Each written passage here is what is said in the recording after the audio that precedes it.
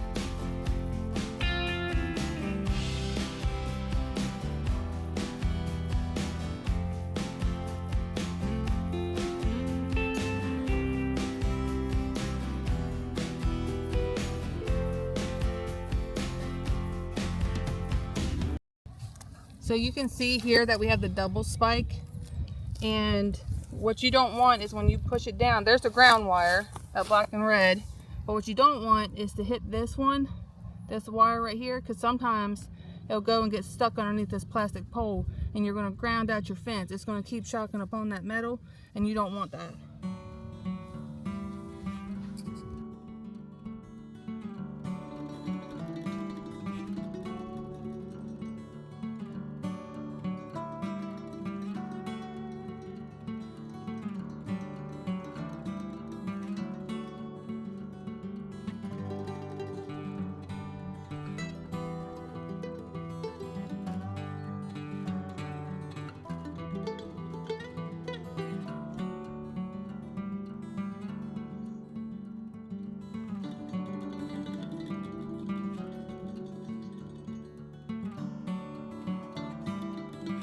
So here's the end of the fence.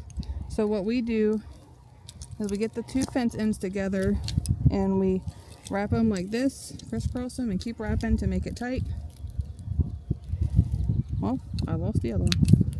There it is. And then what you want to do is these ends right here, these two ends here, you just want to slide them in and connect them just like that.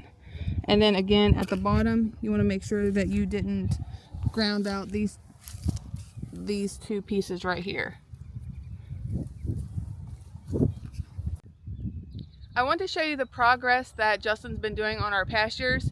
So here is where our bucks, this is part of our buck pasture that we have, and we're actually going to be extending it. So he's been clearing off this area here with our track loader. So we're going to be able to extend that much more of their pasture. How much more do you think that is? About an acre?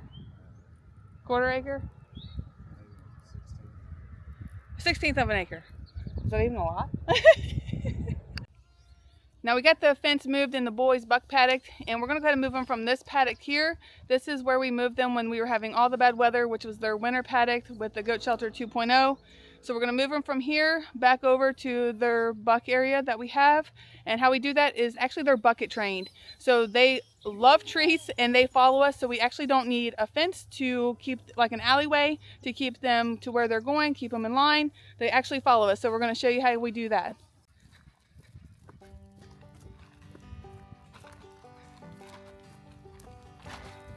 Oh, he wants them treats, buddy. No, come on, Joker, let's go.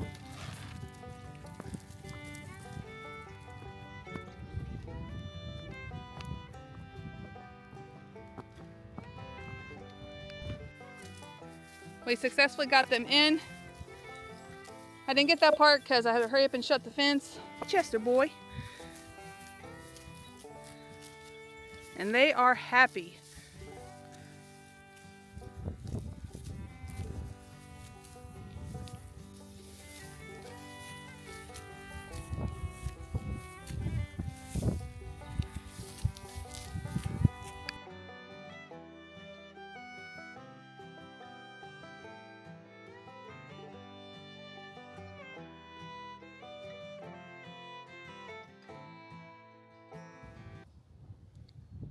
We just finished up getting the boys all settled into their new paddock, and I think they seem pretty happy that they're over there now. So we'll leave them about a week or so. We'll just keep an eye on how much they're grazing until we decide if we need to move them again. And we'll head over towards the pigs right now. We'll get them situated, and we'll get the girls situated here shortly. Let's get going. We're over here at the pigs. You can probably hear them behind us, and we're going to go ahead and tell you the plan that we have. We have not done this yet, but this is our plan since they seem to be so trained. I've been working with them since we moved them out here to their little paddock and on knowing the call that there's food.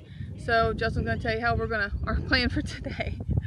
So we're going to attempt to take the food bowl and we're going to put it up there in the area that we want to move them at. And we hope that they continue to eat until we get the fence moved. Right, now it is only 2 fences and it's not as big as our chicken fence that we use for our goats. This fence we can move really easy. It's a single spike, so we're hoping we can move this rather quickly. You girls ready? You can see how much they actually tilled up here. Rooted up, I should say.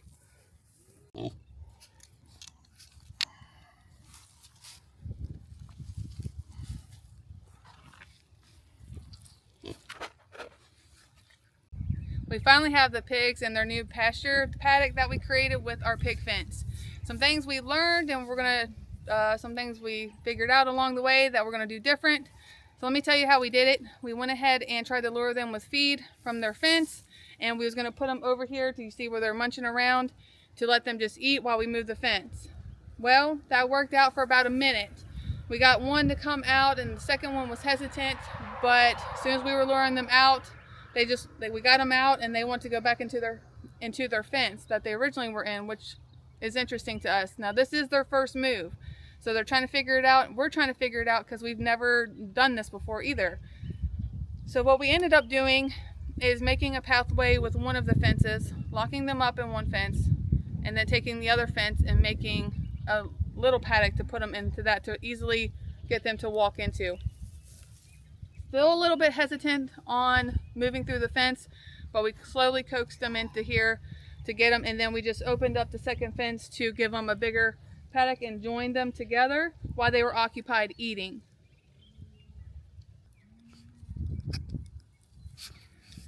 Here they are in their new pasture. Now she is already rooting, and I'm going to make a video on these IPPs with rooting. She's eating the rest of her food that she knocked out. There's this little mama. I'd like it better here. They have more shade, and what we're going to do, you can kind of see the fence a little bit right through there, and there is their house. I want to tell you about the pig fence and give you a tip on when you're moving it. I am going to make a separate video on my thoughts and review of this pig fence, so be sure to subscribe and to see you don't miss that video. But when you're moving the pig fence, I did notice I wanted it closer to the ground. Now our hills are wavy, probably just like yours. They're not a solid flat. So there's some places where it dips down and some places that are higher. I don't want the pig fence so high up off the ground to where their little noses won't get poked and they want to slide right underneath it. So what I do is I actually take the top off. So I'll go ahead and show you the top here. Now this is taking this off to lower the string down closer to the ground. Instead of having a big gap like this off the ground, I want one like this off the ground. Just because they're not fully grown yet, they are still kind of small, but they do respect the fence. But I don't want to entice them to actually run through the fence. So that I do recommend to pop that off there and keep it behind the actual pole. So then you can have it supported, but also lower for you instead of where it's pulled up and creating that big gap between the ground into the bottom of the fence. We have the boys moved and we have the pigs moved. And I do know that the girls were on our list to get them out and moved also.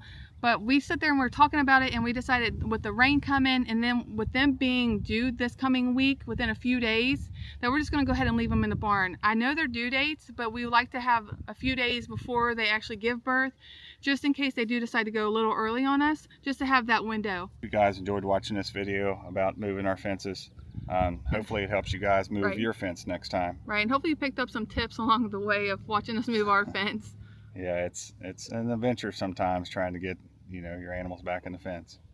Right. Well, the pigs being their first time, that was an adventure. Yeah. But I am positive, and I do think that it will get better as they pick up on it, because they're very smart. They understand. They picked up the fence on one day. They understand when we call them for feed. So they're very smart. I have no doubt that they'll pick it up for the next go around. And as we move them, they're just going to get better and better, and we're going to get better and better with moving them as well. Yeah. Well, thanks for watching, guys. We'll see you on the next one. See you on the next one. God bless you.